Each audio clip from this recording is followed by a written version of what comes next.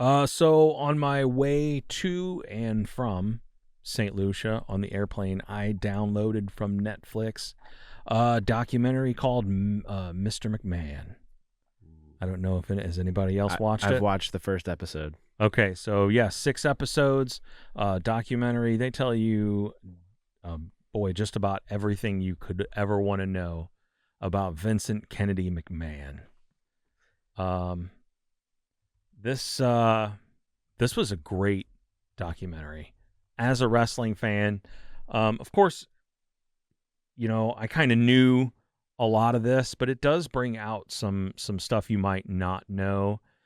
And I will say they did a good job of making Vince McMahon look like the villain that you think he might be.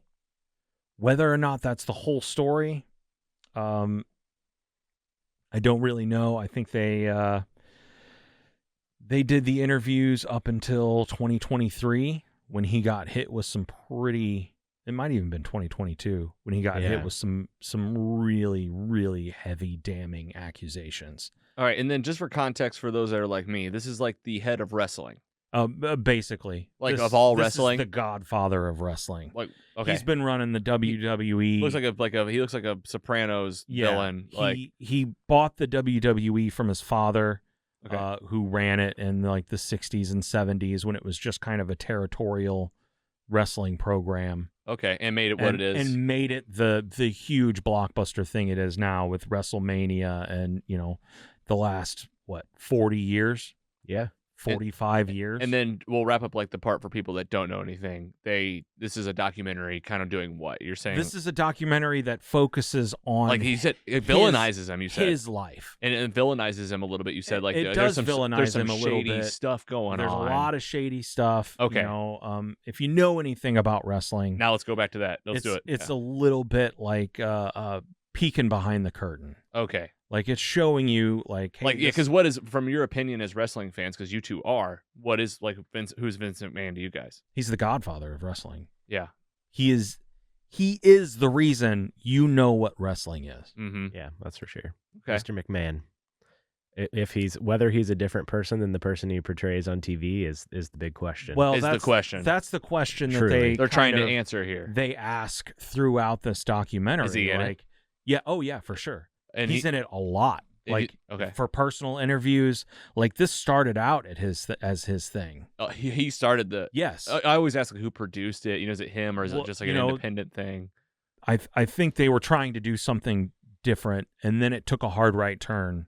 Then he tried to buy it, and then he tried to make it not come out. Really? After these huge allegations came out. Oh God! In the last year and a half, 2 years. It's like a wrestling show already. It is for sure, and that's the kind of confusion you kind of get when you watch it, because he tries to paint this as the person you see me as, the person you perceive me as, is a character that I've created, right?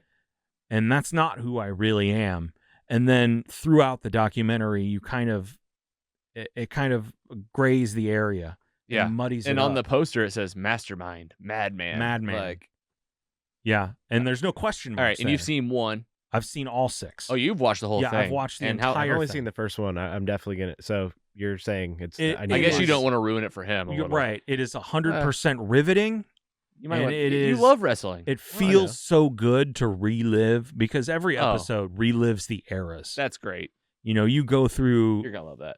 The origins in the first, it talks a lot about his father and the WWF and the territories.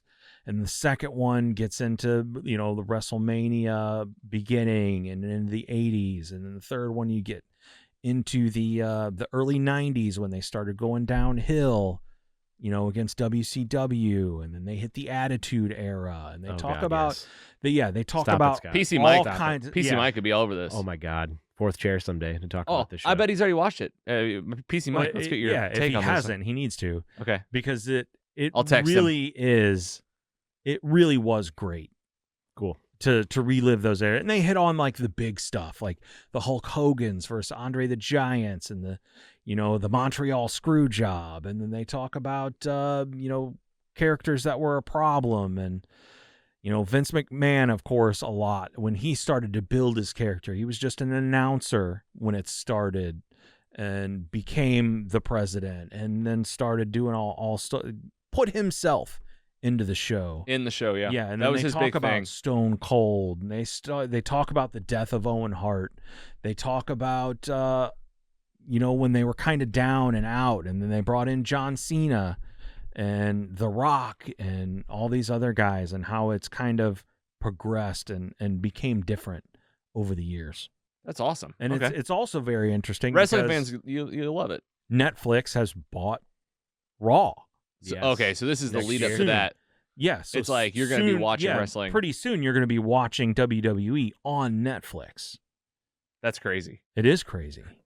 All right, so there's a documentary for you. Go watch it. It was great. I can't wait. For me personally, I'm at like a 3.9. Oh wow! Out of 4.0, nice score. Not only because of the being a wrestling fan, but the quality of the documentary. They had a lot of interviews, a lot of superstars that they talked to. Some you can tell obviously didn't want to say everything because they still work there.